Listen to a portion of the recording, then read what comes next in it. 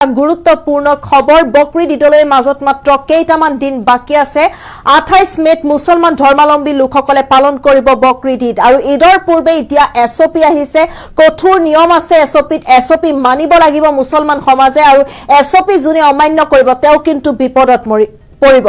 SOP মানিহে পালন কৰিব লাগিব মুছলমান ধৰ্মাৱলম্বী লোকসকলৰ পবিত্ৰ উৎসৱ বকৰিদ ঈদ আমি এই মুহূৰ্তত সবিশেষ লৈ আহিছো এই মুহূৰ্তৰ আটাইতকৈ গুৰুত্বপূৰ্ণ খবৰ প্ৰতিগৰাকী দৰ্শকৰ বাবে বকৰিদ ঈদক লৈ কঠোৰ এছঅপি মানিব লাগিব মুছলমান সমাজে জনাই গৈছো প্ৰতিগৰাকী দৰ্শকক এই মুহূৰ্তৰ এটা ডাঙৰ খবৰ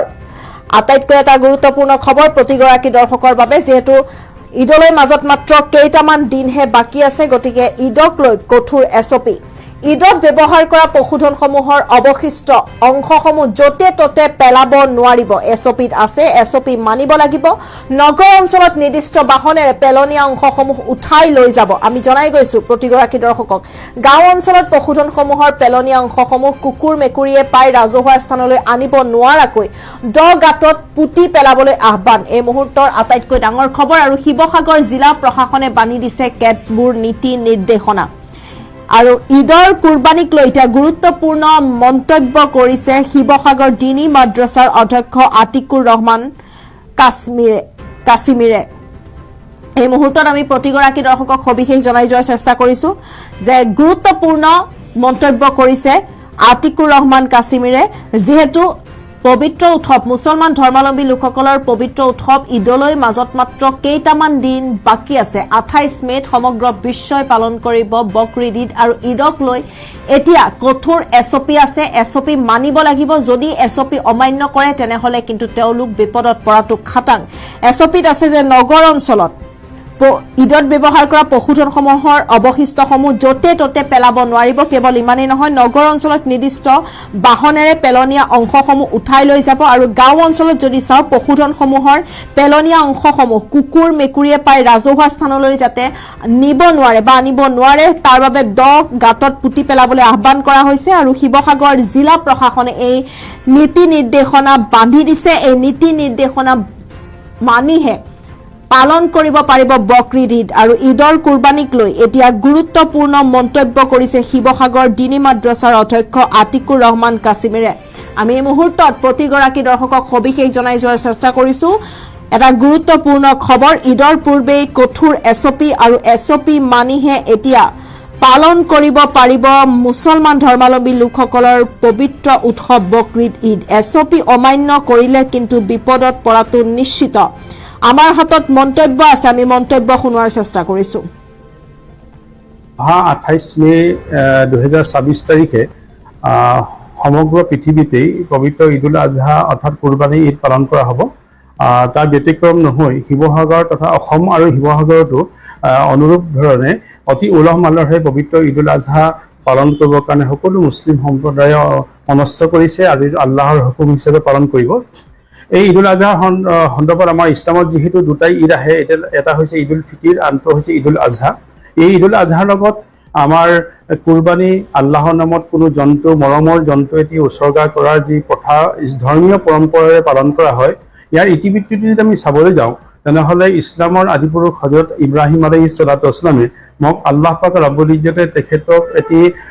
পৰীক্ষামূলকভাৱে এটি কাম কৰিবলৈ কৈছিলে যে তেখেতক কৈছিলে যে তেখেতে এটি মৰমৰ বস্তুক আল্লাহৰ নামত উৎসৰ্গা কৰিবৰ কাৰণে হযৰত ইব্ৰাহিম আলাইহিছ সালামৰ বৃদ্ধ বয়সত জন্ম হোৱা হযৰত ইছমাইল একেবাৰে কণমানি শিশুটোকে হযৰত ইব্ৰাহিম আলাইহিছ সালামে মনস্থ কৰিলে পৃথিৱীৰ ভিতৰত যদি মৰমৰ কোনো বস্তু হয় তেনে মোৰ সন্তান ইছমাইলে হ'ব সেইকাৰণে মই ইছমাইলকে আল্লাহৰ নামত উৎসৰ্গা কৰোঁ এই বুলি তেখেতে মিনা ময়দানলৈ নি ইব্ৰাহিম আলাইহিছ সালাতু ওয়াছলামে ইছমাইলক কুৰবানী দিবৰ কাৰণে অৰ্থাৎ আল্লাহৰ নামত উৎসৰ্গা কৰিবৰ কাৰণে মনস্থ কৰিলে সেই অনুপাতে কামফেৰা কৰিবৰ কাৰণে লৈ গ'ল কিন্তু আল্লাহ পাক ৰব্বুল ইজ্জতৰ মানুহক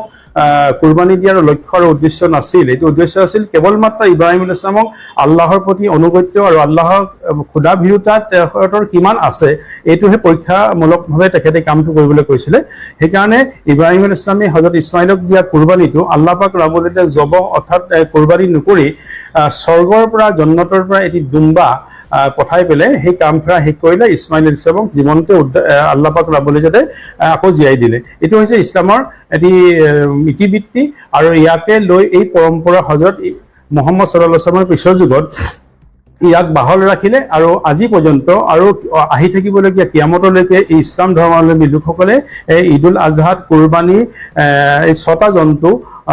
কোৱা হৈছে যিকোনো এটা জন্তু তেখেতসকলে কুৰবানী কৰি আল্লাহৰ নামত উৎসৰ্গা কৰিব এতিয়া আহিলে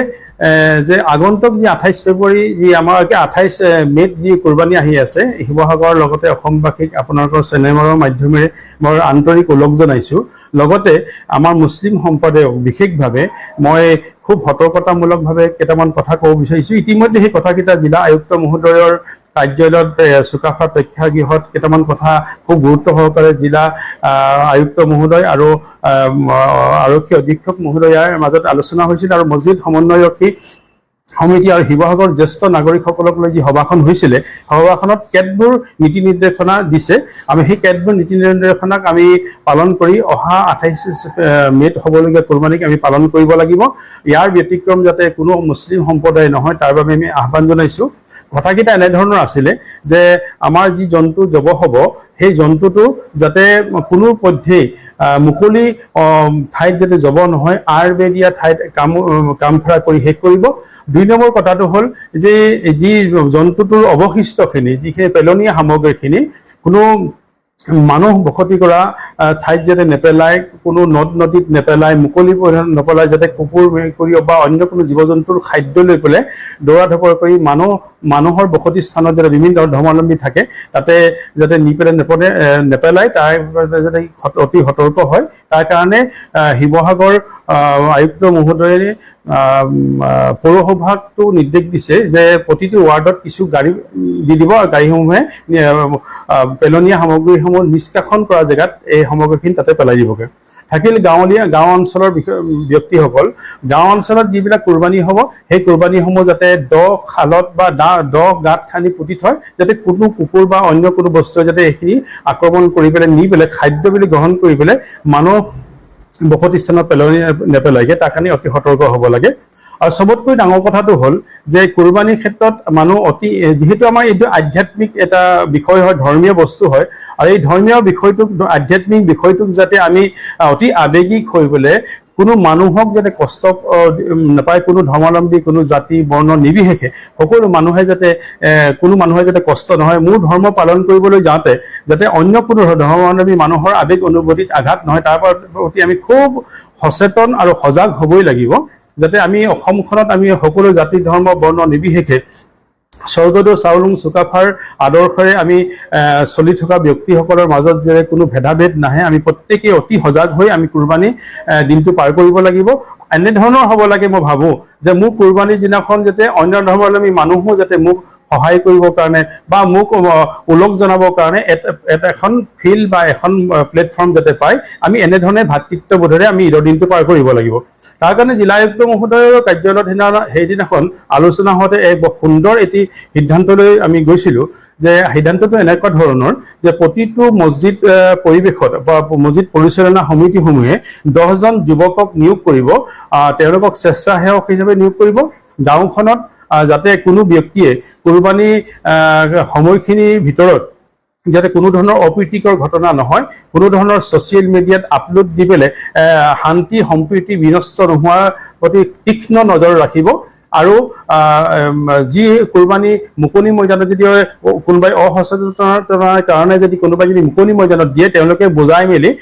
নিজৰ জামাত মছজিদৰ পৰিসৰৰ ভিতৰত থকা ব্যক্তিসকলক যাতে সতৰ্ক কৰি দিয়ে যাতে এই গোটেই বিষয়বস্তুখিনি যাতে সুন্দৰ হিচাপে পালন হৈ যায় আৰু কোনো ব্যক্তি আৰু এটা কথা হৈছিলে যে